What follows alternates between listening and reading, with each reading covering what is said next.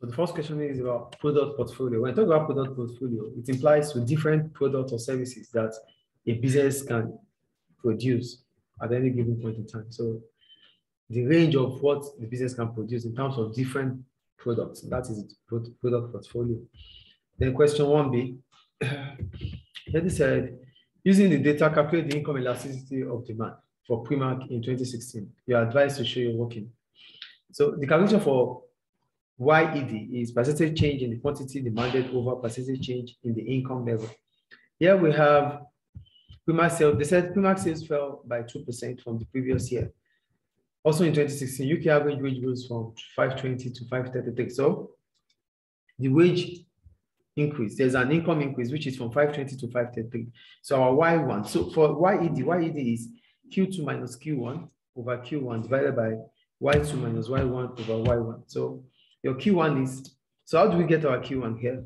They said 2%, it fell 2%. That means there's an 100% before now. So that means 100% minus 2%. That gives us 98%. So 98% becomes our Q2. Then 100% becomes our Y1, Q1. Then our Y1 will be 520, which wage roses from 520, that's our Y1.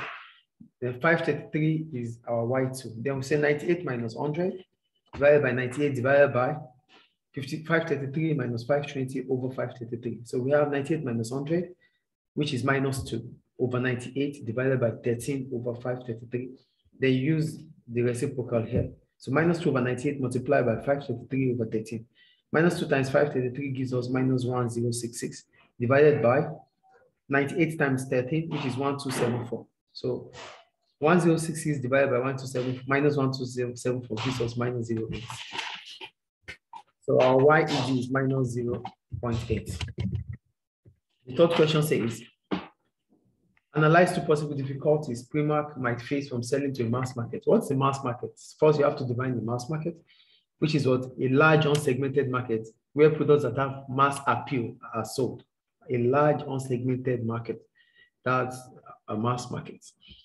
Then what are the problems Primark might face for selling to a large market? Number one, competition from other competitors. So because Primark is selling in a competitive market, so a lot of rivals will compete with it. Then Primark might need to, to do product differentiation. And it might need to differentiate its products from that of competitors for it to be successful. So Primark sell at low prices, which means it has to continue to find a way of lowering cost. According to the article, Primark sells at a lower price. And selling at a lower price, that could reduce revenue. So for Primark to increase its revenue, it might need to find a way of continuing to reduce its cost of production or cost of advertisement, yes. So that's 1C. Then we go to 1D. They said, discuss the benefit to Primark of using cost plus pricing.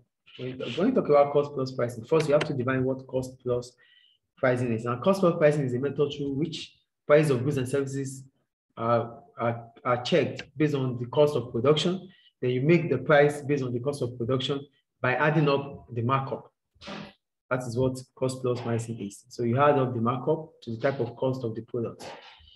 Then we have, what are the benefits of using cost plus pricing? We talked about the advantages of using cost plus pricing. Number one, I wrote, cost plus pricing is a guarantee of profit, as prices will be set above the cost price.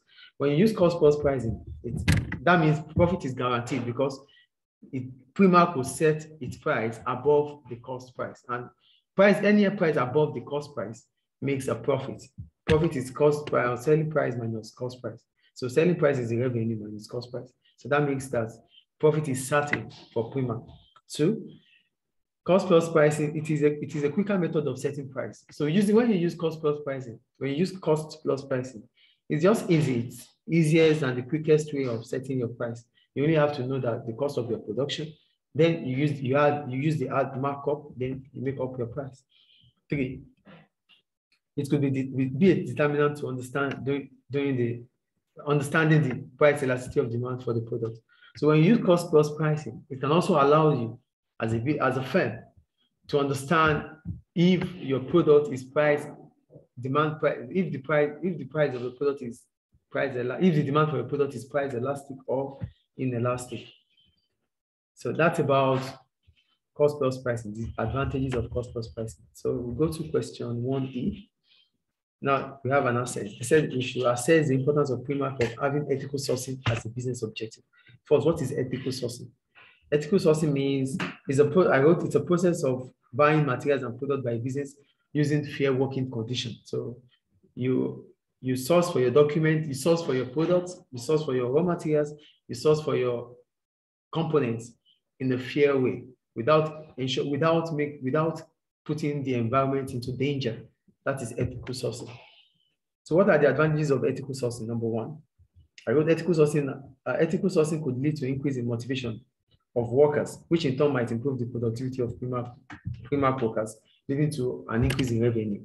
So one of the advantages of ethical sourcing is that it motivates workers, because when you're talking about ethical sourcing, you're talking about paying your workers a fair wage rate. So if you are paying your workers a fair wage rate, it means that your workers will be motivated. And when they are motivated, it increases their productivity. And if their productivity increases, the output of the firm of Primark will increase, and the result of that, Primark might make more revenue. So Primark has a code of conduct, which is a set of ethical principles that suppliers must abide with. So it means that whoever the suppliers of Primark are, they have to follow up with ethical sourcing. If not, Primark will not buy from them. That means with Primark, a lot of suppliers would follow ethical sourcing, which is an advantage for the economy, for the country. 3, it improves the reputation of Primark as people are aware about ethics of clothes manufacturing. So with ethical sourcing, customers will speak highly of Primark. So ethical sourcing also improves the reputation of a business. So like Primark, a lot of people are aware of ethics regarding clothes manufacturing. So if Primark is using ethical sourcing, it makes potential customers to speak well of Primark. That means it improves its reputation. That's 3. Then we go to, that's 3 marks there. Then what could be the problem of ethical sourcing? The problem of ethical sourcing Primark could have or could face using ethical sourcing is the cost. Ethical sourcing is expensive. For example, I wrote paying fair wages, health and safety. This will increase the cost of Primark. So ethical sourcing, it's expensive because it's cost for the firms. So Primark might have to incur more cost to think about health and safety, to think about paying fair wages, and that might reduce its profits.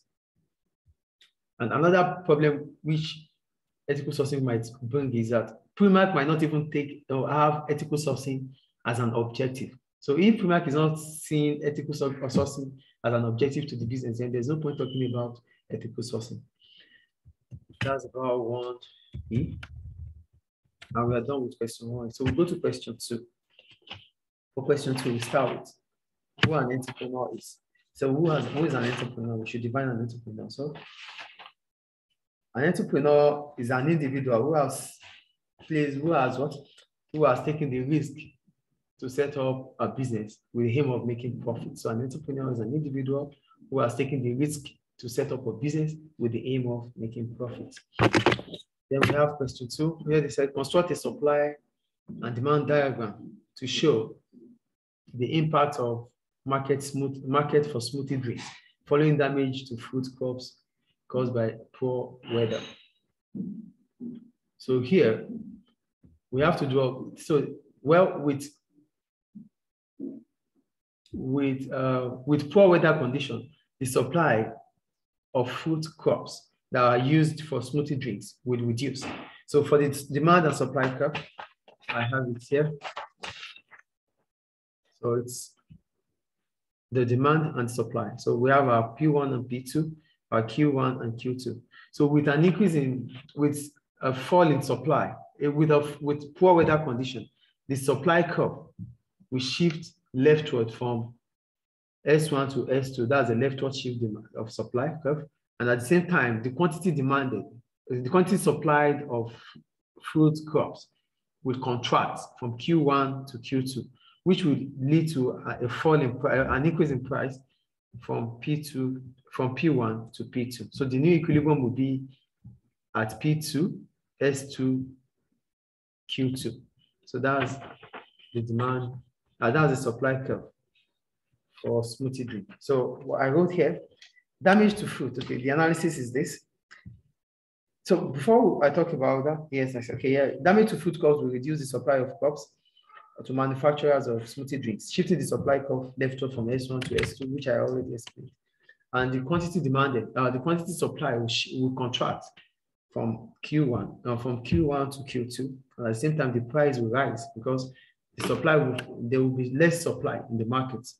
So the price will increase from P1 to P2.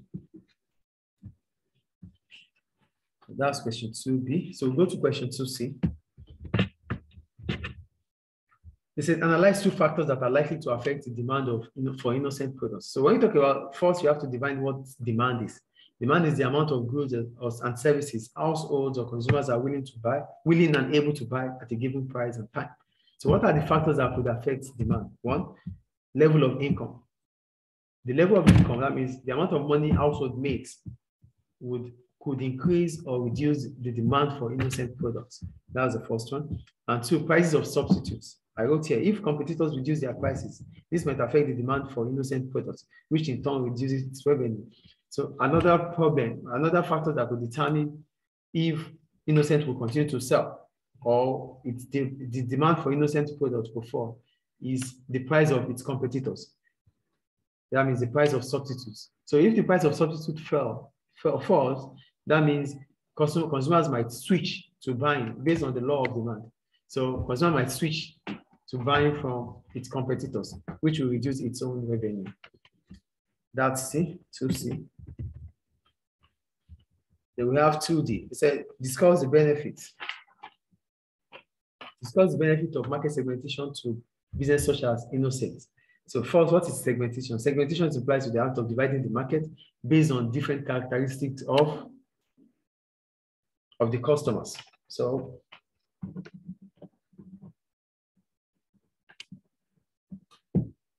what are the advantages of segmentation? One, it allows innocent to focus on producing goods that meet the needs of customers. When you have segmented your product, it means that you are focusing on the needs of those customers that you have segmented or that you have divided based on their characteristics. So it allows you to focus on them, which is good for the business. Two, it allows innocent to direct advertisements to specific group of customers, which might lead to increase in sales. When you have segmented your market, it means that whatever advertisement you need to do, you already know the kind of advertisement you have to showcase, and you know the kind of people, the kind of customers that you are directing your advertisements to. So it will not be a waste of advertisements or waste of money there. However, the problems that might arise through segmentations are one, customers might change their purchasing habits because you based your product on the characteristic of customers. What about if the customers change their ways? What about if they change their habits? So that could affect your product because you become innocent become vulnerable to the customers. So that's about 2D. Then we'll go to 2E. They said, assess the advantages for innocent of test marketing its product. So first, what is test marketing? I wrote, it implies to selling the product in a small area to allow limited people to have access to that product. So you are selling your products. Before you launch the product, that means pre-launching, you try to sell the product to limited group of people so they have access to the product and give you feedback. That is what test marketing is. So what are the benefits or the advantages of test marketing? Number one, I wrote,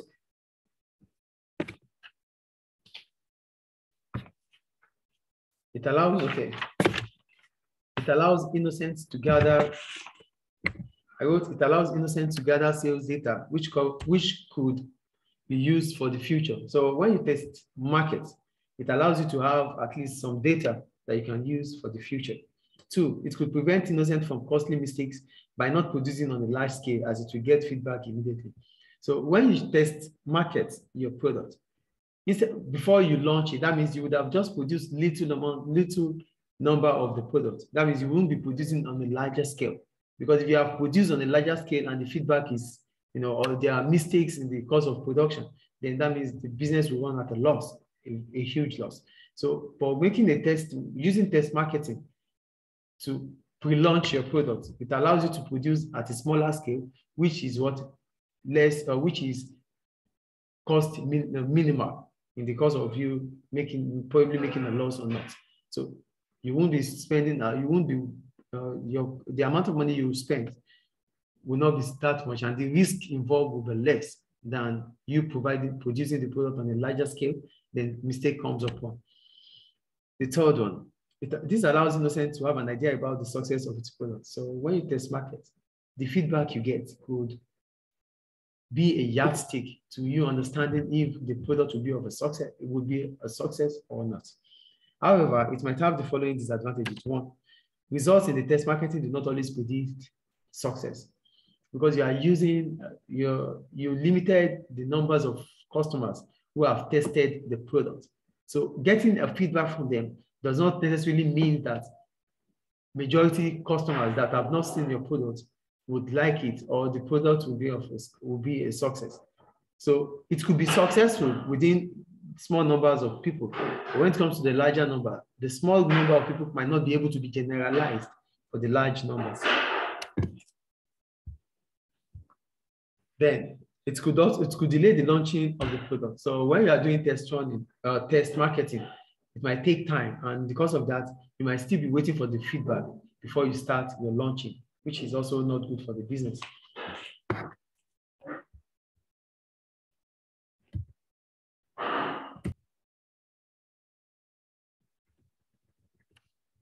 So question 3. It said, IKEA uses internal and external method of recruitment to select a wide range of employees, from managers to shop assistants. Okay. So evaluate which of these recruitment methods is likely to be more effective.